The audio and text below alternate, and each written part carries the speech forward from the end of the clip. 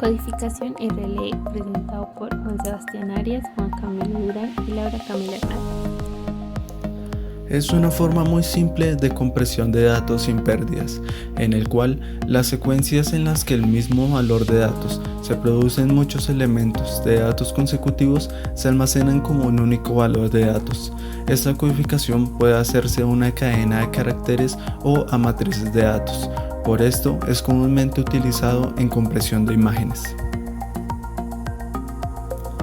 Esta codificación puede hacerse a una cadena de caracteres, como podemos ver a continuación, la cadena que contiene símbolos W y B, en donde la W se repite numerosas veces.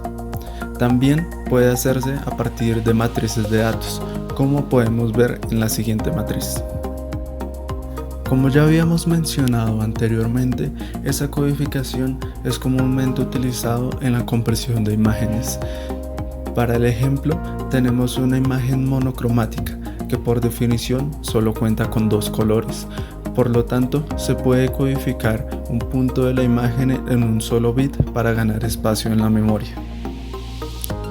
Para la codificación de una matriz se pueden utilizar tres tipos diferentes de lecturas, entre las que se encuentran vertical, horizontal y en zigzag, las cuales serán explicadas a continuación por medio de ejemplos, los cuales han sido desarrollados por los miembros del equipo y comprobados posteriormente por un software que se ha desarrollado basado en JavaScript, que realiza los procesos de lectura y consecuentes cálculos que serán explicados a continuación. Ahora, como ejemplo, iniciaremos con una lectura vertical para la siguiente matriz, en donde es importante obtener tanto el número de dato y la secuencia de dato. Ejemplo, en la posición 1,1 de la matriz, el dato es un 1 y no se repite verticalmente, por tanto se escribe 1 como dato y seguido de 2 puntos se escribe 1 como repetición.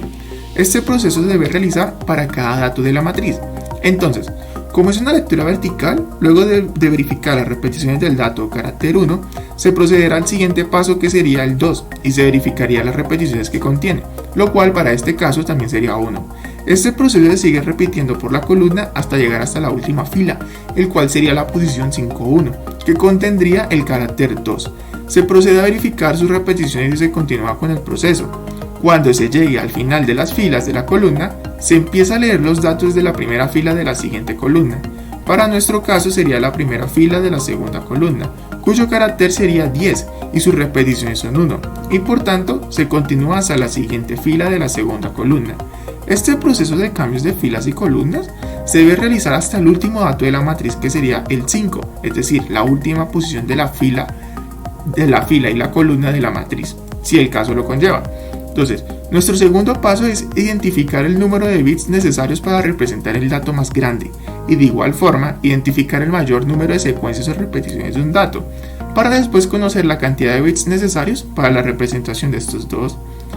Luego de obtener la cantidad de bits para representar tanto el carácter mayor y el número de repeticiones más grande, es momento de codificar la trama. Entonces, es importante que todas las secuencias de datos y repeticiones tengan el mismo tamaño que la encontrada anteriormente. Para este caso, los datos serán representados obligatoriamente en 4 bits y las repeticiones en tan solo 1. Por tanto, el orden es el siguiente: se escribe 4 bits para representar el dato y 1 bit para representar la repetición, y luego se procede con el mismo proceso para el siguiente dato. Cuando se termine de realizar el proceso con todos los datos y repeticiones, el resultado es la trama final de codificación. Entonces, finalmente se cuenta el número de bits totales sin la compresión, que para nuestro caso es 200, y el número de bits al aplicar compresión, el cual sería 125. Con estos se encuentra la tasa de compresión de la codificación RLE sobre todos nuestros datos. Entonces la tasa de compresión es igual al número de bits totales sin compresión menos el número de bits al aplicar la compresión sobre el número de bits totales sin compresión, y todo esto se multiplica por 100, lo cual sería igual a tener una tasa de compresión igual a 200 menos 125 sobre 200 por 100 es igual a 36.5%, y esa sería nuestra tasa de compresión. Entonces, finalmente, estos resultados pueden comprobarse mediante la utilización de nuestro programa, en donde se puede identificar tanto la tasa de compresión como la trama final resultante de la comprensión o codificación RLE. Para la lectura horizontal se empieza en esta posición y se avanza hacia la derecha hasta el último valor de la fila que se está leyendo. Después se continúa la lectura con la segunda fila y con el valor que se encuentra en la primera columna. De esta forma se continúa leyendo la matriz hasta llegar al último valor. De acuerdo a la lectura se hallan los caracteres y su número de repetición, organizándolos en parejas con el valor de carácter de primeras y después el número de repeticiones. Después se convierte el carácter mayor y el mayor número de repeticiones en binario. Esto se usará para codificar las parejas encontradas en el paso anterior, ya que se debe usar el número de bits correspondientes a cada uno. En este ejemplo se usarán 4 bits para caracteres y 3 para repeticiones. Se convierten a binario las parejas de carácter repetición y finalmente se unen todos los valores binarios para formar la trama final. La tasa de compresión se halla tomando el número total de caracteres codificados por 8, ya que son tomados como código ASCII, menos el número de caracteres de la trama final sobre número total de caracteres codificados por 8, lo que nos da 72% de compresión. Mediante el programa se puede comprobar que todos los resultados dieron correctamente. Para la realización de la lectura en zigzag, se inicia por la esquina superior izquierda, posición en donde inician todas las lecturas. En este caso sería en el ejemplo el número 1. Posteriormente pasamos a la posición adyacente hacia la derecha, donde se encuentra el número 10. Y se ejecuta un movimiento en diagonal de izquierda a abajo, posicionándonos debajo del 1, que sería la posición donde se encuentra el 2. De ahí se pasa a la posición donde se encuentra el 5, que sería un movimiento hacia abajo. De ahí se realiza un movimiento en diagonal derecha arriba hasta llegar a la posición superior de la matriz.